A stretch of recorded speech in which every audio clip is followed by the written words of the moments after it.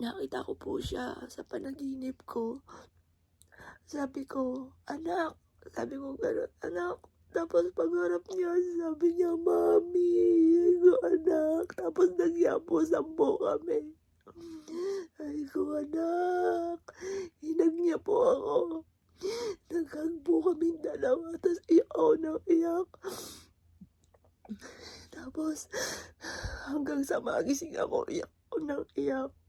Pero mister ko, sarap ng tulog, hindi ba lang ako inising, iyak ako ng iyak hanggang sa hindi na ako natulog.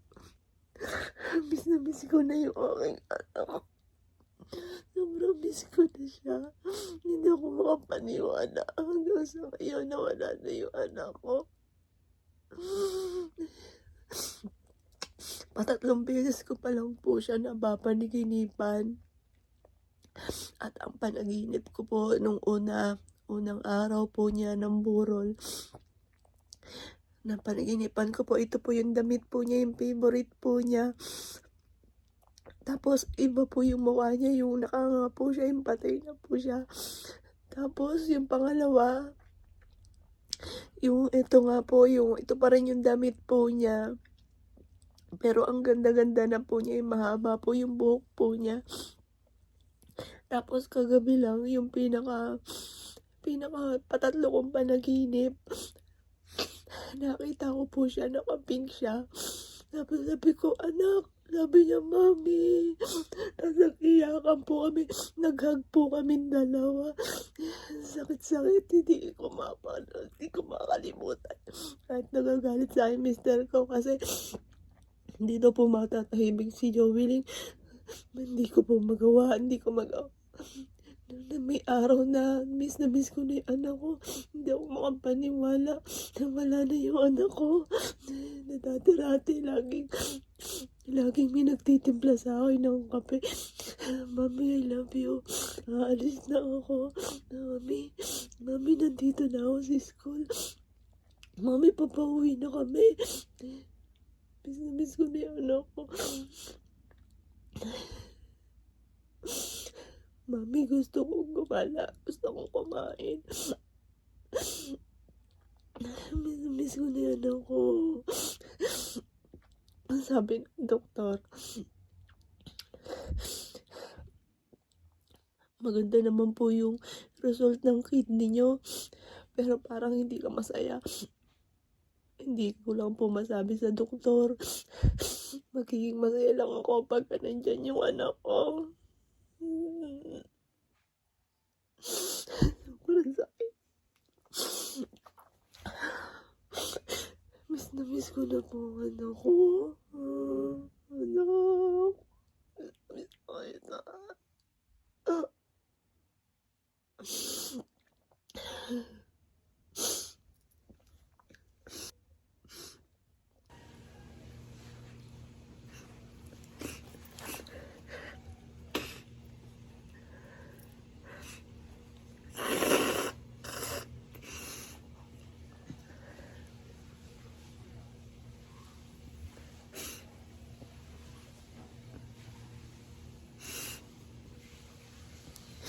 Sobrang miss ko na po si Joey. May mga araw na iyak ako ng iyak. Miss ko na yung aking anak.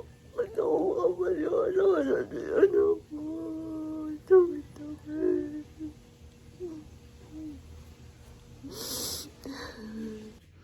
Hello mga bossing, nandito po ako mga bossing ko sa bahay ni Joelyn. Ngayon, naisipan ko po na kasi pagka walang tao dito, maaaring maging haunted house po ito. Ngayon, naisip ko po para masigit na maswerte dahil si Joelyn po, napakaswerteng bata po niyan. Yan po isa sa mga pinaniniwalaan ko na nagdulot sa amin ng swerte. Siya po yung lahat-lahat. Siya po yung nakakaisip ng ganito. Sa kanya kami lagi nagpapagawa ng mga channel, ganun. Tapos nag-boom naman po siya. Dati-dati yung mga ginagawa ko, hindi naman po siya nag-boom. Siya po lahat po yung gumawa po niyan. Tapos, sa kanya rin ako nanghiram. Kumbaga, yung unang ano po namin mga bossing ko ay yung 5,000 pesos sa kanya ako nanghiram. Kasi matipid pong bata po yun eh. Ngayon po, Naisip ko, para masigit na maswerte, dito ko siya dadalhin sa Salas. Kaya naglilipat po kami, kaya busy kami ngayon. Tapos eto, para isang buong bahay na po namin, kasi hindi po yung buo yung bahay po namin, 'di ba? Duplex po siya. Hinati ko po yung isa sa mga online pampaswerte, tapos yung kalahati sa amin. Para po may kasama si Joelyn dito, yung kinikilabutan ako, para may kasama po siya. Dito na lang, tas dito rin mag-o-online para nando sa pugad ng pampaswerte kasi meron po si Joey na supot nung maliit po siya, mga bossy. May taglay po siyang swerte kapag pumupunta kami doon sa isang tindahan na walang tao. Makita mo ang dami-dami ng tao, yung ganun, mga bossy. Tapos eto, ilipat namin itong TV doon. Nilipat na namin yung Christmas tree na binuo nila, mga bossy. Iningatan talaga namin.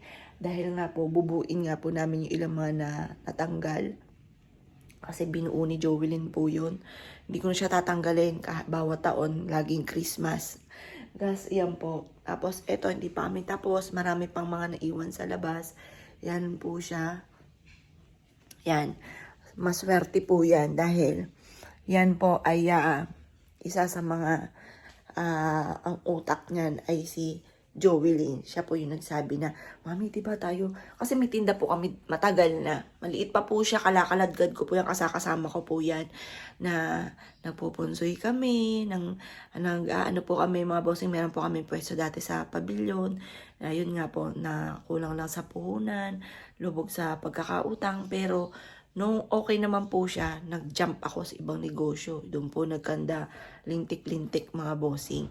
Ayan po, ang aking anak na love ni Mami.